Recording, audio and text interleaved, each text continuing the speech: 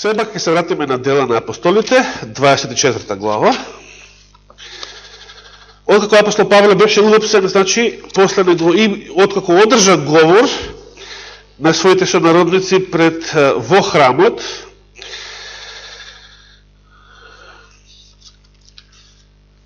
таа проповед во 22 глава беше прекината, како и мнозина досега библиски проповеди што ги читавме во делата и во Евангелијата.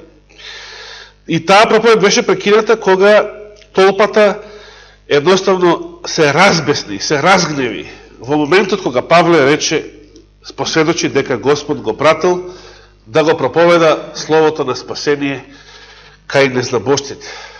Тоа на евреите не им се допадна, дека и незнабожците Господ сака да ги спаси, бидејќи тие сметаат дека само тие треба да бидат спасени.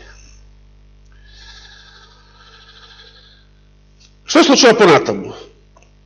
Апостол Павле понатаму е изнесен на суд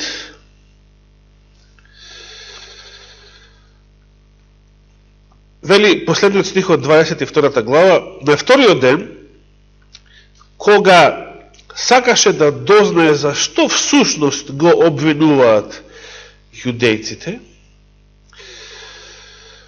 кој да дознае, тоа беше истото и заповедник, значи, што се уплашил од Павловото римско граѓанство,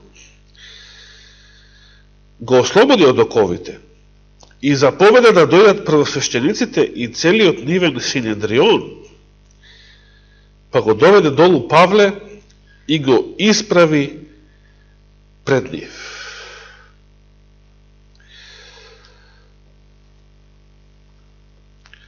И сега почнува тука 23 глава, која што е интересна. За жал, сестра Зорица имаше оваа полка за 15 минути. Таа сабота, втората сабота со Паул Букур во септември, и толку брзо мораше да помине, затоа што таа сабота ни беше специјална со гостинот, а сепак самата тема на оваа глава заслужуваше многу повеќе време за проучување. Заслужуваше темата многу повеќе време за проучување, но така се погоди. И затоа би сакал малку да се задржиме на овој Павлов говор, оваа негова беседа, која што ја кажува некако проповед во црква или надвор пред слушатели, туку како еден вид своја одбрана, како адвокатски говор, бидејќи синедрионот е тој што го обвинува. Зашто се бил обвинет апостол Павле, се сеќаваме ли? Дека го руши законот. Друго се сеќавате ли? Да, со самото тоа што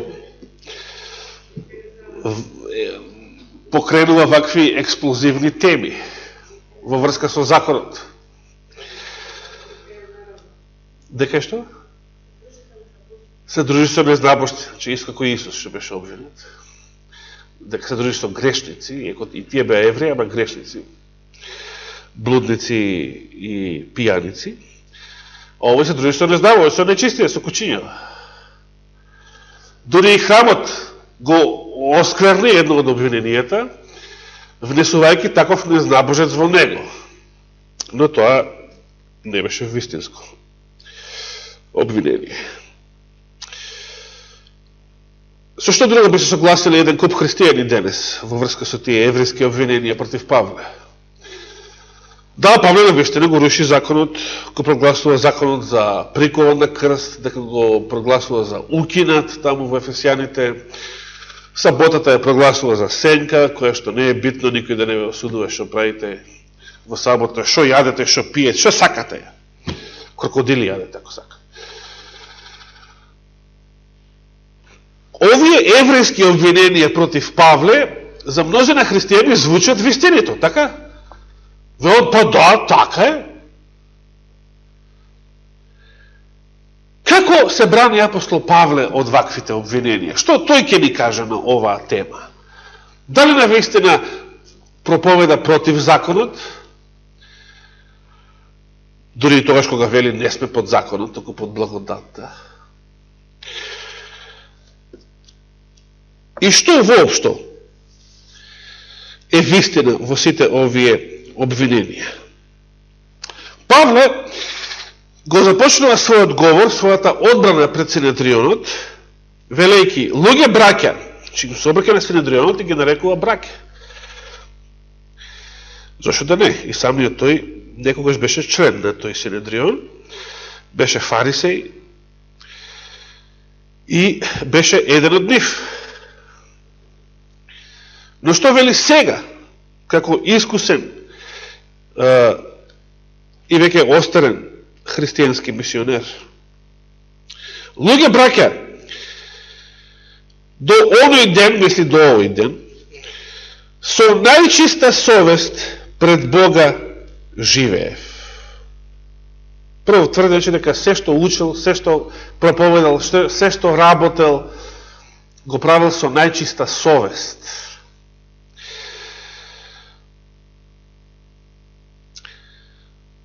Оваа изјава на Павле веднаш не му се допаднала на првосвещеникот Ананија, тогашниот првосвещеник. И што направи Ананија? Ананија и на оние што стоеја пред него, значи пред Павла, им заповеда да го удрат по устата. Значи, веднаш со првата реченица да му ја прекинат проповедта. И сега апостол Павле тука покажува дека е како и Илија, како и Моисеј, како и Петар, е човек како и нас, што знае да сгреши. Не е они светец во католички смисол, во фантастичен смисол на зборот, нереален смисол на зборот. Туку е човек што знае и тој да сгреши, да покаже слабост. Затоа што беше удрен по уста, Павле реагира гневно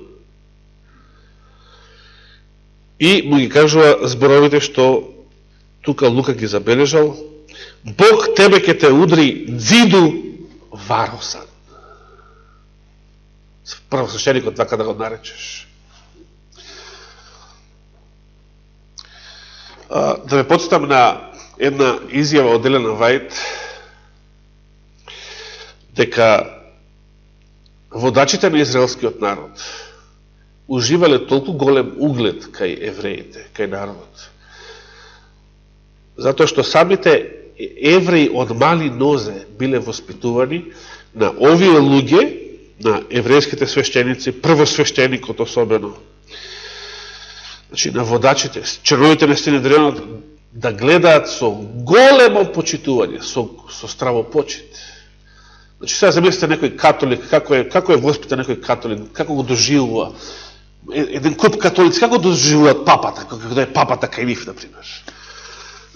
Како Бог да дошол.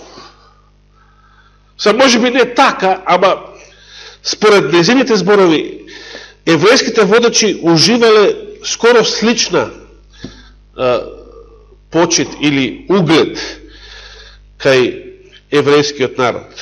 И сега еден Павле вака да му се обрати на највисокиот по својата положба, функција и одговорност еврејски водач, на самиот првосвещеник.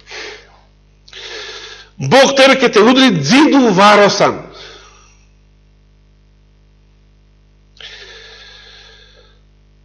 Се кажете, Христос нарече некого окречени гробови. Дали Христос направи греф кога тоа го рече? Не. Зошто? Зато што тој Христос не го навредува, не навредил некого ти гробу, туку во својот говор Христос прави споредба. Значи личите на гробови окречени кои што од надвор че се покажувате праведни, значи тој прави споредба само. А од внатре сте полни со трулеж и нечистотија.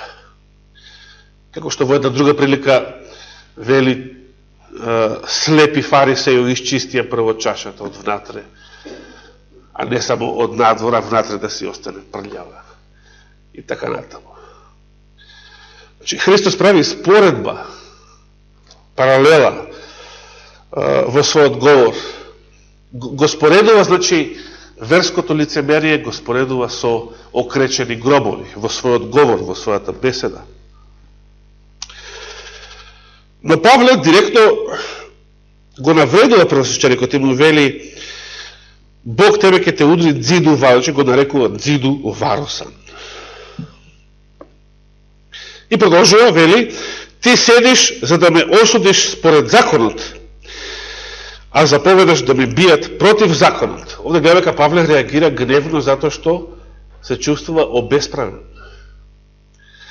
Која е поуката за нас? Дали тогаш кога сме обесправени имаме право и изговор да правиме греф?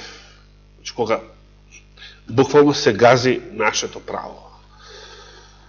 Кога неправедно сме судени. Кога по некоја, значи, по наредба на власта неправедно те судат, неправедно ти нанесуваат штета, те тепаат, ти конфискуваат имот. И сега тоа неправедно. Дали во таков случај имаме право и изговор да правиме греф, дури кога сме обесправени? Не.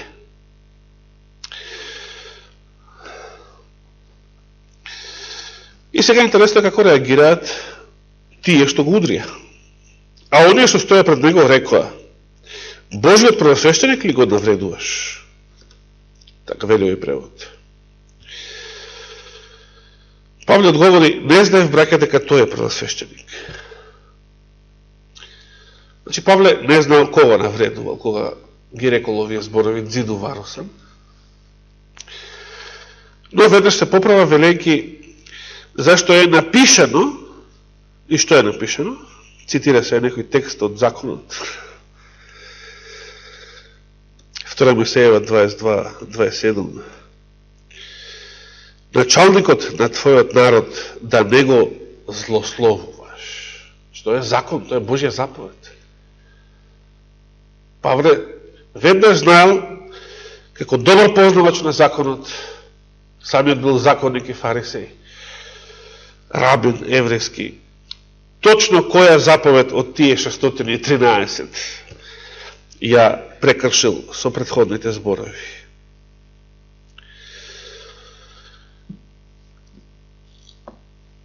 Гледаме, веднаш беше прекинат Павловиот говор, па Павле дури и направи греф, па се поправи. И не ни се кажува ништо понатаму во продолжението, само ова. А кога дозна Павле дека еден дел од нив се садукеи, а другиот фарисеи, извика во Синедрионот: луѓе, браќа, јас сум фарисеј. Тој не вели јас бев фарисеј како вас. Во сегашно време, јас сум фарисеј. И сега, и син на фарисеј. Зошто го истакнува тоа? Се сеќаваме од Евангелијата. Која била разликата меѓу фарисеите и садукеите? Деновиве имаше на National Geographic интересна емисија во врска со евреите и Јудеја и Рим, мислам, така се викаше.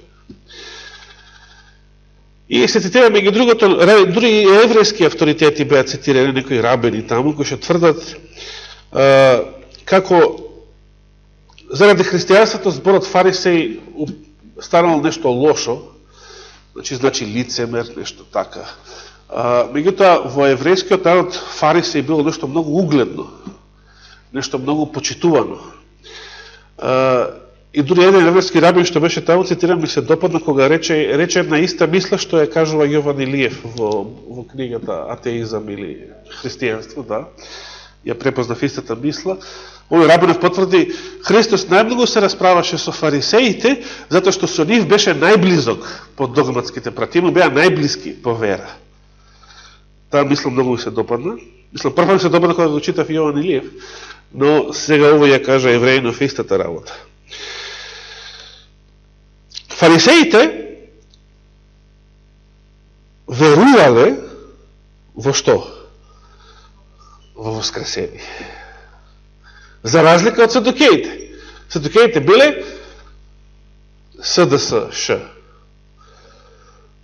по тоа прашање.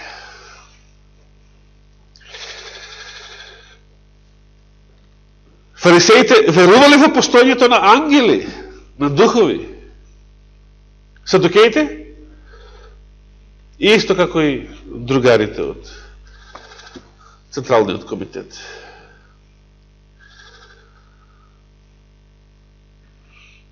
Како било да бидеш садукеј? Замислите, тоа биле свештеници, од нив се регрутирало свештенството во тоа време во Израел, а не веруваш во воскресение. Не веруваш во ангели. Епа во што веруваш? Само во овој живот. Затоа садукеите, за нив е напишано, дека садукеите биле најголеми лингури. Значи, тие се додворувале на римската власт, како нашиве балкански лингури што се додворуваат на амбасадорот. Ми се допаѓа една грчка страница која што, зборувајќи за нивните лингури таму, го споменуваат амбасадорот без да кажат на кој амбасадор мислат, ама во заграда пишуваат еден е амбасадорот. Се знае на кој амбасадор му се кланяат. Садукеите, затоа што само овој живот им бил се, значи биле спремни да прават компромиси во однос на верата по секоја прашање, значи само за да овде им биде арно, тука да профитираат и така натаму, позната приказна и во нашево секојдневие. Но фарисеите верувале во ангели, верувале и во воскресението од мртвите. И затоа Павле извикува: луѓе, браќа, јас сум фарисеј, син на фарисеј, за надеж во воскресение на мртвите ми се суди. И што се случува? Автоматски го подели Синедрионот на два дела. Кога го каже тоа, настана расправија меѓу фарисеите и садукеите, и множина од народот се раздвоја, зашто садукеите велат дека нема ни воскресение, ни ангел, ни дух. Типичен неверник. А фарисеите го признаваат и едното и другото. Настана голема врева и станаа книжиците од фарисејската страна и почнаа да се препираат велејки: ништо лошо не наоѓаме во овој човек. Фарисеите се почнаа да го бранат Павле. Ако пак нема му зборувал дух или ангел, тогаш да не му се противиме на Бога. Значи ја признаваат и можноста самиот Господ да го обратил Павле да стане христијанин и да оди по тој пат. И бидејќи настана голема мешаница, заповедникот, уплашен да не го растрнат Павле, им заповеда на војниците да слезат и да го грабнат од нив и да го одведат во тврдината. Но тој му се јави Господ и му рече: не плаши се, Павле, и како што сведочиш за мене во Ерусалим, така ке треба да сведочиш и во Рим. Тука завршуваме за денес. Ако даде Господ живот и здравие, ќе продолжиме со следната негова проповед пред римскиот наместник и пред Феликса, прво пред него, како таму сведочи за својата вера, но многу повеќе пред, освен Феликса, и пред неговиот наследник Фест, римјанинот, значи, кој што во чиешто време беше повикан и јудејскиот крал Агрипа II, Ирод Агрипа II, со неговата жена, поточно сестра со која што живееше во инцест. И пред нив Павле да ја сведочи својата вера, и тоа е посебно убава беседа, нели, за која што самиот Агрипа, самиот јудејски крал посведочил дека уште малку ќе ме убедиш да станам христијанин. А кога тоа уште малку, при кој момент се убедил така Агрипа, кога апостол Павле поставува прашање: веруваш ли, царе Агрипа, во воскресението? И дори не му дава да одговори, туку вели: знам дека веруваш. Сега не може да лажеш, знам дека веруваш. Воскресението, најубавата тема во Светото Писмо. Најславната тема во Светото Писмо. Најрадосната тема во Светото Писмо. Единственото што представува надеж и за нас денес, на крајот од историјата на овој свет. Нека му е фала и слава на Господа. Амин.